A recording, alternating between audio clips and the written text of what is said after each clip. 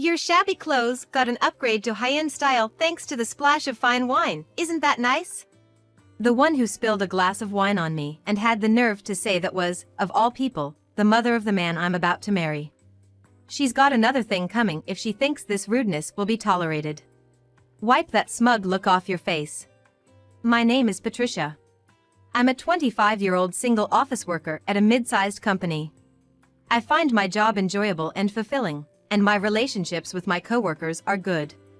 I've been considering that I'd like to continue my work even after getting married. If I have a child, I'll take maternity leave, then return to work once things calm down. I've been considering that kind of plan. Suddenly, the idea of marriage has become a tangible part of my future. Indeed, I was proposed to by my boyfriend of 2 years just recently. We spent time at a fancy restaurant with a beautiful night view, and I noticed my boyfriend, Robert, unusually silent, his eyes darting around without settling on anything. Even at the observation deck with a beautiful night view afterward, he was still suspiciously looking around, heaving sigh after sigh. Finally, I couldn't bear his unnaturalness and opened my mouth. "Are you gonna propose?" Of course, I could tell. After 2 years together, one can figure it out. At that moment, his face turned red, his mouth opening and closing without uttering a word. I worried he might faint from lack of oxygen. So I told him to take a deep breath. Then, as if he had made up his mind, he took out a ring from his pocket and proposed to me. Whoa! Remembering the situation, I let out a strange sound and held my head. I was fine at that moment because the atmosphere was pushing me, but when I sober up and return to everyday life, I can't help but feel embarrassed about my behavior and his expression at that time. I am too socially inept. I have to remember not to get carried away. Marriage is just the start, I remind myself. But whenever I let my guard down, I can't help but grin, and my colleagues call me creepy. But in my current lovesick state, I don't care about such comments. Now, when it comes to marriage, the first step is to meet each other's parents. I broke the news to my parents while having breakfast. I'm getting married. So, that's it. Oh, is that so? Was all it took for the announcement to be made. Just like that, they are finished. What considerate parents I have. Being the third child out of 4, I guess this is what I can expect. But, we did have a nice beef stew for dinner. The real issue is his family. When we announced our engagement, it seems they demanded we come over to their house right away. Whoa, should we go? I worried, but he assured me, saying, if there's any discussion to be had, we can handle it when both families meet. I was relieved, but I was also worried that they might say, you should at least come to give a proper greeting. After all, he's from a wealthy family. I only found this out recently. His dad is the CEO of a well-known corporation that everybody recognizes. When I expressed my concern and asked if everything would be all right, he didn't reassure me. He was furrowing his brows. He confessed, my family, they have their quirks. He continued, like I said before, my dad's company is quite large, founded by my great-grandfather. Yeah, you mentioned that before. My dad's pretty humble about it. He says it's not him who made the company great, but our ancestors and the employees. The real problem is my mom and older sister. Despite his pedigree, he speaks casually. I just give him a bitter smile and say, is that so? Anyway, their flaunting of their wealth is pretty bad. I mean, I went to a public school from elementary to high school, and my mom would always look down on other parents, saying something ridiculous like public schools are for poor people. Really? Well, elementary and middle school are one thing, but the high school I went to was a fairly competitive public one. I chose it because I liked it. Thankfully, my friends were good to me, and I never had any issues, but it seems there were rumors among the parents that my mom was a handful. It was pretty embarrassing. What did your mom do? Apparently, she said to the other parents at a PTA meeting, you poor commoners. Well, I'm one of those poor commoners. Suddenly I felt anxious, thinking my family might be treated as poor. He continued his story. My sister has a similar attitude and openly insists on associating only with the affluent. She even laughed when saying she had cut ties with all her school friends because none of them were rich. That's rather harsh. That's why I'd rather not meet at our house. I think they'd behave in a public place, especially when your parents are present. But I just want to warn you, I apologize in advance if my mother or sister say something inappropriate. Seeing Hiro's worried face, I reassured him by thumping my chest and saying with a smile, "Don't worry about it." But in reality, I was far from okay. The day of the meet and greet had arrived. The venue was a private room in an upscale restaurant that Robert had reserved. My parents looked nervous, but I was likely the most nervous one there. After all, compared to my parents who have lived a long life, I've seldom been to such places. I had arrived at the restaurant first and was thinking that when Robert and his family promptly arrived, we were ushered into the room. There, Robert and I announced our marriage to all our family members and bowed our heads in a polite request for their blessings. In response, my parents said, "Congratulations, Robert. Please take care of Patricia," my father said. My mother added, "Congratulations to you both. Be happy." What I was most worried about was Robert's family, but his father had a gentle look on his face and seemed like a very kind person, which reassured me. "Congratulations, Patricia. Our son may be a bit raw around the edges, but we hope you will take good care of him," he said. But it didn't stop there. The trouble started with the mother-in-law I had heard about in advance. You have a plain face. Aren't you mismatched with Robert?" She bypassed the greeting and went straight into assessing me. My parents and I were taken aback. But the surprises were just beginning. Here comes the second arrow. The sister-in-law says, I can't believe you're marrying someone so ordinary. She definitely doesn't have any fancy friends, does she? If she knew a handsome rich guy, I wish she would have introduced me." As we stood there stunned, Robert quickly tried to smooth things over by saying, well, let's enjoy the meal first, but he couldn't change the awkward atmosphere that had developed. The two who were to be my mother-in-law and sister-in-law, unlike Robert and his father who were dressed in normal suits, had full-blown hair and makeup, to say the least, flashy. Their accessories were adorned with large gemstones, making me wonder if they weren't too heavy. Their makeup was a bit too much. Not only their clothes, but their handbags, watches, and all the items they wore were high-end brand goods. What can I say? Each item is probably wonderful in its own right, but when they all come together at once, it creates a sort of traffic jam of brands and it just seems out of place. That's what I learned having these two in front of me. I initially thought we wouldn't get along, but I reconsidered. Enduring is also an important part of marriage. It's not as much as it used to be, but two strangers can't suddenly become a real family. So, get to know my partner's family little by little. Such noble thoughts of mine were completely overlooked. The arrows kept coming. "You're really plain, aren't you? Hey, what brand is that dress?" "Oh, this isn't particularly a brand." "Seriously? I can't believe it. It's the worst having you as a sister-in-law." Getting to know my partner's family little by little. "She doesn't look like she has any money at all, does she? You don't think she's after your money, do you? I wonder if the neighbors might mistake her for a maid every time she comes over. Oh, I just can't stand the thought." "Maybe you should reconsider, Robert. Find someone more high class, don't you think? A girl who can introduce me to a handsome, rich guy would be ideal in my book."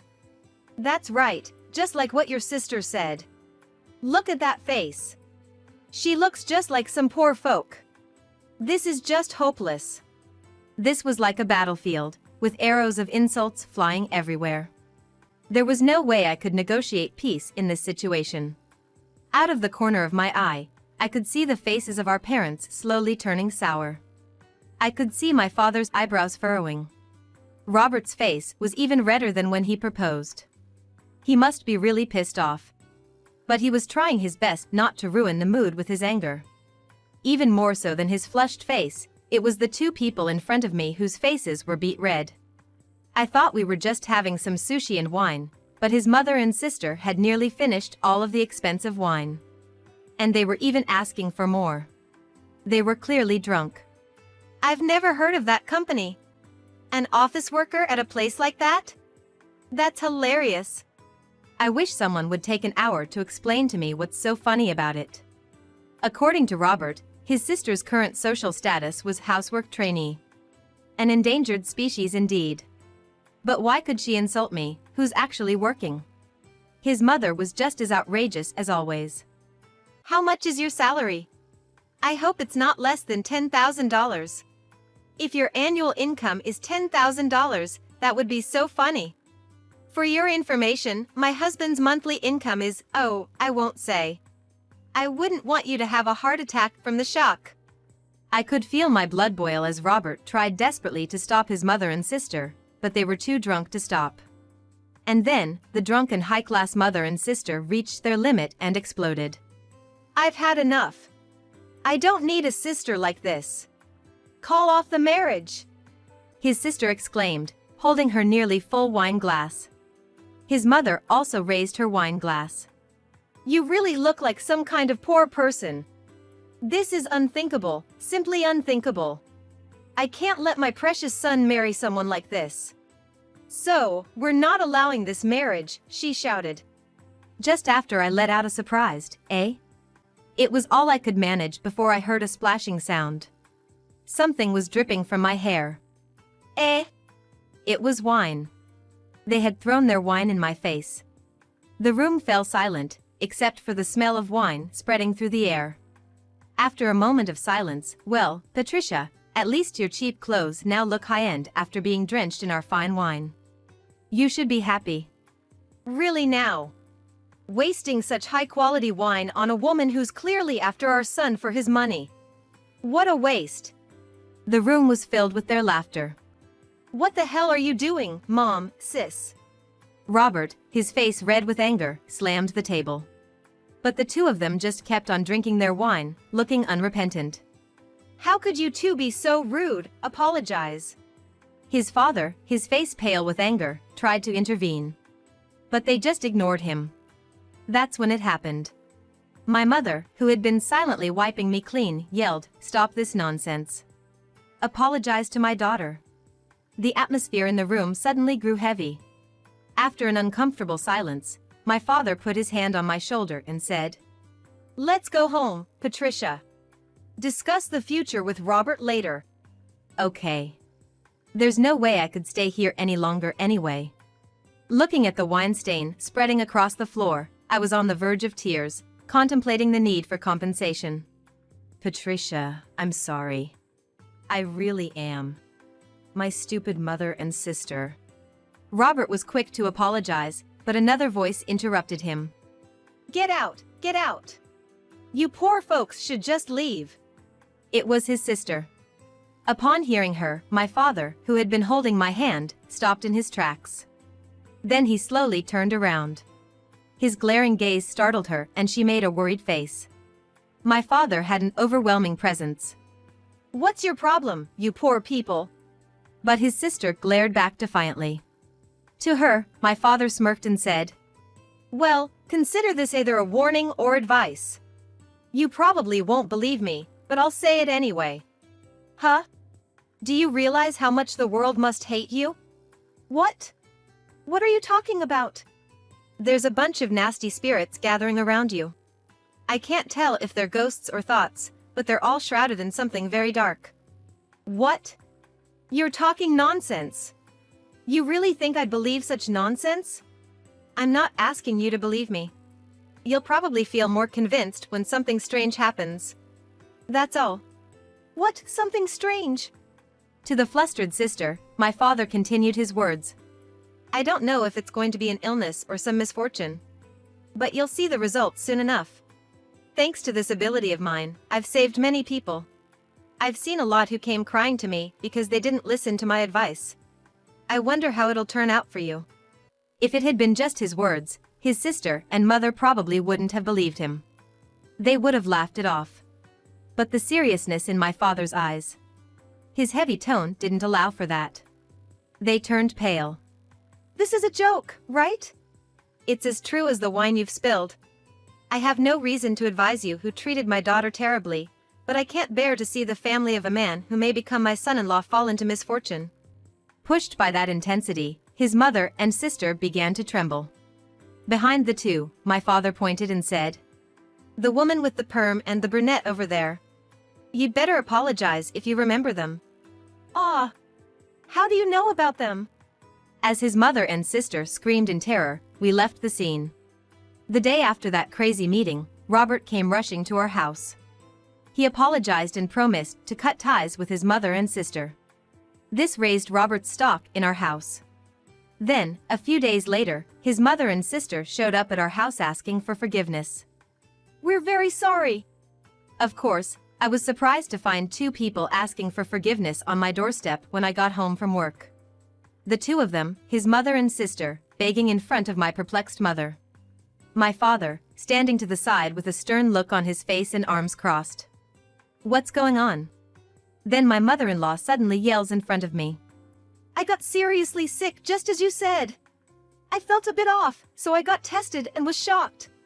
They told me that I would have been in serious trouble if they found it any later." His sister also chimed in. "I thought I found a great guy, but he turned out to be a marriage scammer. After you warned us of some impending misfortune, I got suspicious and hired a private investigator. I was about to fall prey to him if I hadn't listened to your advice." Then, in harmony, the two of them apologized for their impertinence. My father was lounging around casually, looking down at the two of them. Like some kind of tough guy with a vape in his mouth. In a low voice, he told them, "You two are apologizing to the wrong person, aren't you? Shouldn't you be apologizing to someone else first? Otherwise, the evil spirits won't leave you alone and more bad luck will follow." His sister panics. Turns around to apologize to me. "I'm so sorry, Patricia. I was wrong. I've learned the hard way that money isn't everything in life." His mother also apologized her rudeness. "I'm sorry for how I treated you, especially since you are the daughter of a man with such incredible abilities. I'm convinced that you and Robert will build a wonderful family together. Your child might even inherit your father's unique skills. I fully support your marriage. Congratulations." Well, these two are quick to change their tune. This situation. It's a bit of a bother to have people begging for forgiveness, but there's some kind of pleasure in seeing these two like this. Probably because they had treated me so badly. I was overcome with the urge to give the back of their heads a good stomp, but being the mature person I am, I resisted. And then I said, "That's enough. The past is the past, but please apologize to that fancy restaurant, okay? They had to clean up after you. Of course, I've already told them we'll pay for the damages. Robert and I are going to get married as planned, but we're done dealing with you two. That's fine, right?" "What?" My words must have taken them by surprise. Both of them let out a gasp. "Didn't Robert tell you? The two of you are going to be living separately from now on. Patricia, you'll be living somewhere else, right?" "Of course. I mean, I'll be living in a different place, but that's not what I..." "Huh?" Robert and his father discussed and decided that both of you would have to leave the house. "What? You didn't know?" Robert was furious. He couldn't forgive terrible family like you. And his father agreed with him and decided to throw you out of the house as a way of teaching you a lesson. "What are you talking about?" Oh, they really didn't know. That's right. My father-in-law kept apologizing for spoiling them. He said I am going to re-educate them by pushing them into an environment where they could only get by on the bare minimum. He also said to me I won't get them involved with any of your business going forward. "We didn't hear anything about this." I see, they didn't know. By the way, ladies. I saw a big fancy car parked down the street earlier. Oh, that's ours. Our driver should be waiting in it. Well, he threw your luggage out and drove off. His mother dashed out of the gate and onto the street. There were 2 Boston bags and what looked like a letter. She hastily read the letter and collapsed on the spot. "What's going on, Mom? What does it say?" His sister snatched the letter and started to read. As she read, her eyes widened in shock. "Wait, we're supposed to live here. Where is this place? It's 3 stops away on the train. A train! Now is not the time for silly questions. If you look at the letter, it tells you where you're supposed to live from now on. I looked up the address on my phone, and, well, it's pretty old. It's a rundown apartment, to put it mildly. Oh, here are the keys to your new place and some money for living expenses. This is barely enough. This won't even last a day. From my perspective, it's enough to live on for quite a few months. With that amount, I can't believe she said it wouldn't last half a day. She yelled and collapsed on the spot. But we can't have them sitting here forever. I called a cab while they were still in a daze, told the driver where to go, and sent them on their way. They were so stunned they didn't put up any resistance. They just let it happen. Just before the taxi started moving, my dad said, "You girls need to reflect on yourselves and get your lives straight. If you don't, you're gonna invite more trouble. I bet you wouldn't like getting sick or not finding boyfriends." Those words turned the 2 girls even paler, and they were shaking their heads vigorously. What are you, bobbleheads? Afterwards, it seems the 2 of them are half crying, screaming in their shabby apartment. They sometimes turn to my father-in-law or Robert for help, but they're told they're not welcome. Apparently, they can't get rid of their old spending habits, and the living expenses given to them vanish in no time. Well, that's to be expected. Suddenly living an average life isn't something they can handle. I wonder if the day they truly repent will ever come.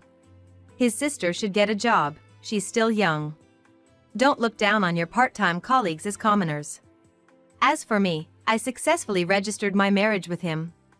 I'm not particularly fond of flashy weddings, so I just held a garden party with a few family members and friends. But seeing me dressed up in the wedding dress, my parents shed tears of joy, and even Robert complimented me, saying I looked beautiful. That's more than enough for me. We are doing well, having very few troubles in our marriage. We share same sense for money. There's nothing to worry about. And finally, we were blessed with a child. When I went back home for childbirth, I suddenly remembered something and asked my father. "By the way, Dad, I didn't know you had a 6th sense. Are there any spirits around me? I've been having severe shoulder pain lately. Aren't spirits supposed to cling onto your left shoulder?" I got anxious. My dad laughed heartily at my question. "What are you talking about? I don't have anything like that. Your shoulder pain is probably just due to breastfeeding. That's what your mom said. But those 2 turned out just as you said. That's all just coincidence. People get sick and they have trouble with their boyfriends. But the scam artists, now that's one hell of a coincidence." Really? But even at the meeting at the fancy restaurant, those 2 seemed to recognize the woman with the perm and the one with the brunette hair. They seemed to know something about them. Unable to hold his laughter, my dad replied. "What are you talking about? There are thousands of women with perms and the brunette out there. Then, those 2 must have been really disliked. They must have realized it themselves. In their minds, images of women with perms and the brunette must have filled their thoughts." I was flabbergasted by my dad, who was laughing while holding his belly. Just as if he was baited by my dad, the baby in my arms gave an angelic smile.